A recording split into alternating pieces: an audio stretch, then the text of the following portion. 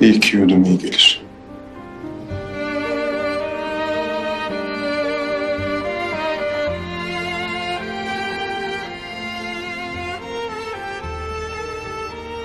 Teşekkür ederim.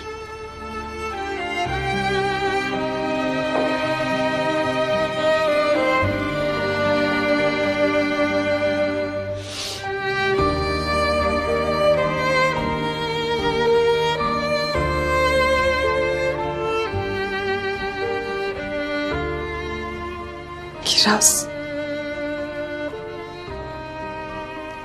Şuramda acısı. Şimdi de Ali. Kim bilir ne haldedir.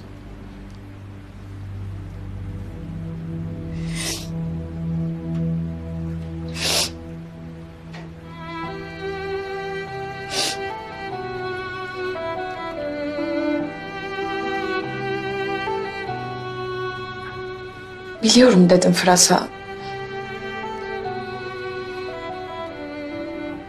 Ali'nin hissettiği suçluluğu yani.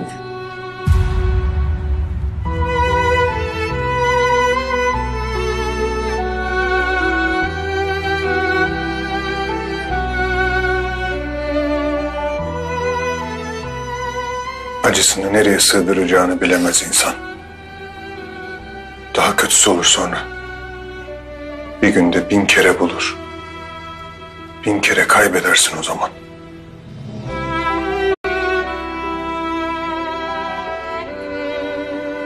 Bir şey yapmak. Sevdiğini geri getirmek istersin. Her şey eskisi gibi olsun istersin.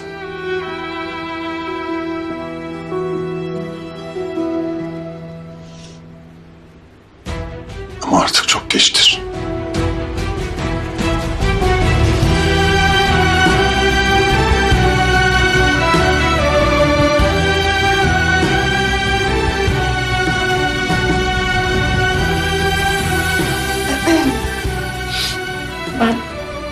Ben bir elimi yüzümü yıkayayım.